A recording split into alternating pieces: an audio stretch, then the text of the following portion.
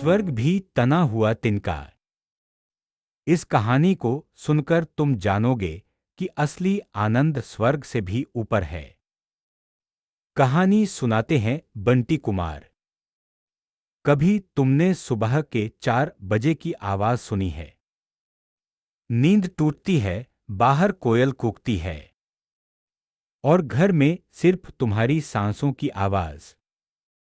उस वक्त मेरे गुरुजी कहा करते थे, बेटा, इस वक्त भगवान का नाम लो, दुनिया का सबसे बड़ा धन मिलेगा। मैं हंसता था, मुझे नौकरी चाहिए थी, प्रमोशन चाहिए था, स्वर्ग तो बहुत दूर की बात थी। मेरी कहानी शुरू होती है दिल्ली की एक भरी भराकम मेट्रो से। मैं ऑफिस जा रहा था, टाई चुस्त, फाइलें भरी हुई। मेट्रो के गेट पर एक सन्यासी खड़ा था, भगवा वस्त्र, माथे पर तिलक, हाथ में बींस।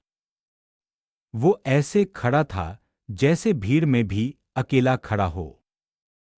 उसने मुझे देखा, मुस्कुराया, कोई भिक्षा नहीं मांगी। बस इतना कहा, हरे कृष्ण। मुझे लगा ये भी कोई नया प्रचार है। मैंने सिर हिलाकर आगे बढ़ गया। लेकिन उसकी आंखें मेरे दिमाग में चिपक गईं। वो आंखें न नफरत थीं, न लालच, बस शांति। और मैं हर दिन, हर पल किसी न किसी चीज से डरता रहता था। बॉस से डर, पत्नी की उम्मीदों से डर, बिलों से डर। मैं सोचता था, अगर लाखों रुपये बैंक में आ जाएं तो सब ठीक हो जाएगा। वही स्वर्ग था मेरे लिए। फिर एक दिन ऑफिस में प्रोजेक्ट फेल हो गया। मैंने सुबह 7 बजे से रात 10 बजे तक काम किया था। बॉस ने सिर्फ इतना कहा, ये क्या बकवास है। ऑफिस से निकलते वक्त बारिश हो रही थी। मैंने छतरी नहीं खोली, बस चलता गया। सड़क पर बिजली गिरी, कारों की हॉर्न, भीगता हुआ मैं। तभी फुटपाथ पर वही सन्यासी फिर दिखा। वही आंखें, वही मुस्कान। वो बैठा था, भीग रहा था, फिर भी खुश। उसने मेरी तरफ देखा, कहा, अंदर बारिश नहीं होती भाई। मुझे गुस्सा आया, मैंने सोचा ये क्या फिलॉसफी है। लेकिन मैं रुक गया। उसने मुझे एक पन्ना दिखाया। मैंने पढ़ा, स्वर्ग भी तना हुआ तिनका है। उसने पूछा, तुम्हारी परेशानी क्या है? मैंने कहा, पैसा कम है, तनाव है, बीमारी का डर है।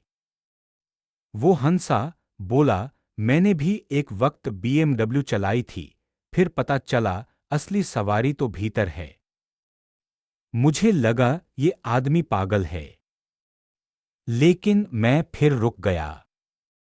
उसने कहा, आज रात मेरी संगत करो, फिर तय करना कौन पागल है। मैंने सोचा, चलो, जिंदगी पहले ही बर्बाद हो रखी है।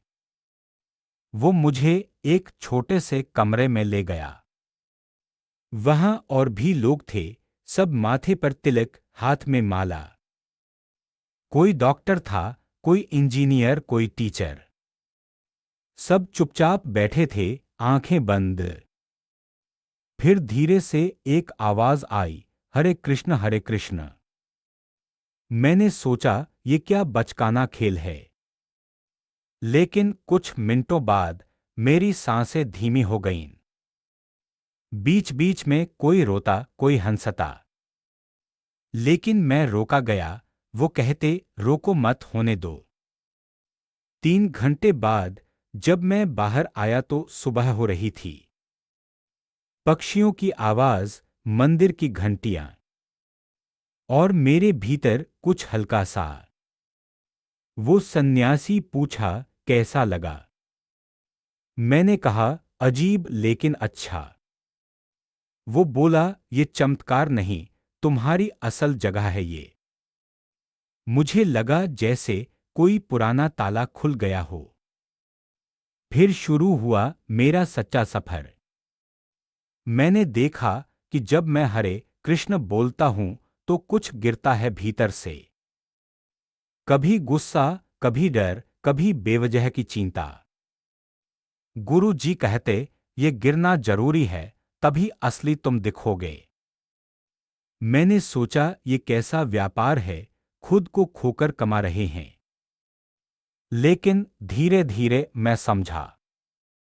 एक दिन मेरी बहन बीमार पड़ी, अस्पताल में भर्ती करना था। मेरे पास पैसे नहीं थे, मैंने क्रेडिट कार्ड से काम चलाया। ऑफिस में छुट्टी नहीं मिली, बॉस ने कहा इम्पोर्टेंट मीटिंग है। मैंने धीरे से कहा, गुरुजी क्या करूं? उन्होंने कहा, जो सच है वो करो, फिर देखो खेल। मैंने मीटिंग छोड़ी, अस्पताल गया। वहां मेरी बहन ने कहा, पता है भाई, तू आज मेरा स्वर्ग है। मुझे लगा जैसे कोई बबल फूटा भीतर। और फिर एक दिन मुझे यूनाइटेड नेशंस से प्रेजेंटेशन के लिए बुलाया गया। मेरी कंपनी के सभी सीनियर हैरान थे। मैंने शुरुआत की, मैं एक सन्यासी से मिला, उसने मुझे खोना सिखाया। लोगों ने सोचा ये कोई नया जोक है। लेकिन जब मैंने बताया कि मैंने 5 साल से छुट्टी के दिन भी काम किया, कभी बीमार नहीं पड़ा, कभी डिप्रेशन नहीं हुआ, तब लोग चुप हुए। एक विदेशी डायरेक्टर ने पूछा, तुम्हारा स्वर्ग क्या है? मैंने कहा, जब मैं सुबह उठता हूं और मेरे भीतर कोई भूख नहीं होती, न किसी की मोहताज, बस एक धुन, हरे कृष्ण। वो बोला, ये तो वही बात हुई, स्वर्ग भी तना हुआ तिनका। आज 20 साल हो गए। मैंने अपनी नौकरी छोड़ी नहीं, लेकिन मेरी नौकरी मुझे नहीं चलाती। मेरी बीवी कहती है, तुम्हारी खुशी का कोई कारण नहीं, फिर भी कारण ढूंढते रहते हो। मैं हंसता हूं, कहता हूं, कारण तो तिनका है, असली हवा तो भीतर है। तो ये है मेरी कहानी। स्वर्ग भी तना हुआ तिनका है। असली हवा तो तब चलती है जब तुम जान लो कि तुम कौन हो। कोई बड़ा धन नहीं चाहिए, कोई बड़ा घर नहीं चाहिए। बस एक नाम, एक धुन, एक सच। हरे कृष्ण। सारांश। हम सोचते हैं कि स्वर्ग किसी दूसरी जगह है, बड़ा महल, बड़ा पैसा। लेकिन जिसने खुद को जान लिया, उसके लिए स्वर्ग भी छोटा हो जाता है। क्योंकि असली आनंद भीतर है, नाम में है, सच में है। हरे कृष्ण का नाम लो, खुद को जानो, फिर देखो। स्वर्ग भी तुम्हारे सामने तिनका बन जाएगा। अगर वीडियो पसंद आया तो वन वे चैनल को सब्सक्राइब जरूर करें। आपका एक सब्सक्राइब हमारा हौसला बढ़ाता है।